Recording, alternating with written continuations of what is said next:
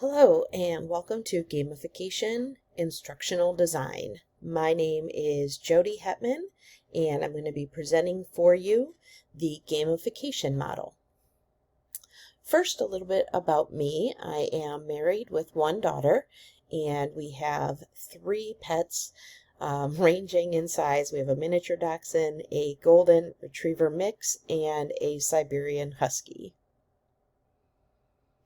So gamification in instructional design is something that I'm very interested in as a 4th grade teacher, especially teaching math, because I feel like it's something that can be utilized to really engage my students.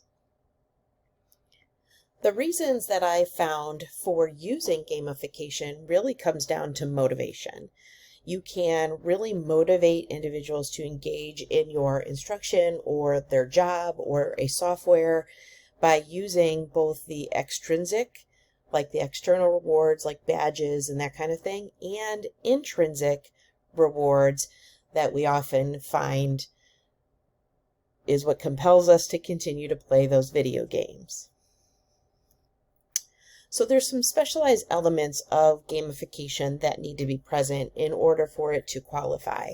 You need to use game elements such as points, levels, badges, peer interaction, a sense of choice, story and storytelling, as well as clear and immediate feedback.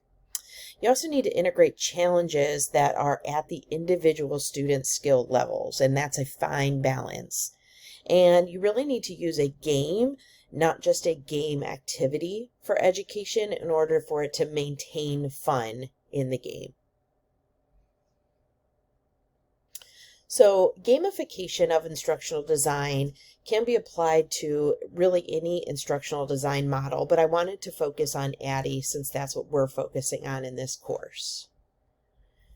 ADDIE, as you know, is analyze, design, develop, implement, and evaluate. So I'm going to go through each of these steps and talk about how gamification can impact those steps.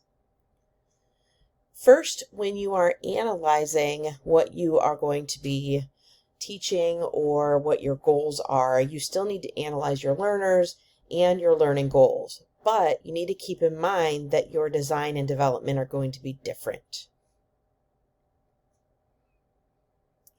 Within the design phase, you still need to design objectives and learning outcomes, but now your focus is going to have to be concrete goals, achievable learning objectives, and the person utilizing your training needs to have rewarding outcomes.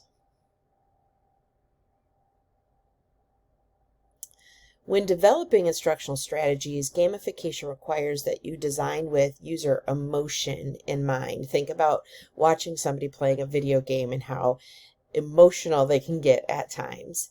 You also need to make the rules and the next actions obvious. It needs to be something that they can do independently and not get confused or frustrated. There needs to be clear feedback immediately and without any other distraction.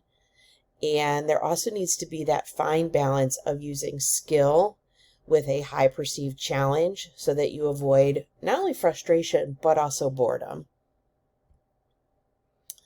When you're implementing your instructional design and that lesson, putting it into practice, that step is going to remain the same. Obviously, the more planning you put into it, the better it could potentially work.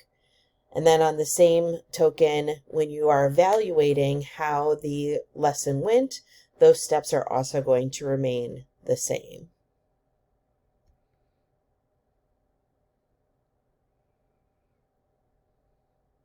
Thank you for watching. I hope you enjoyed and learned a little bit about gamification.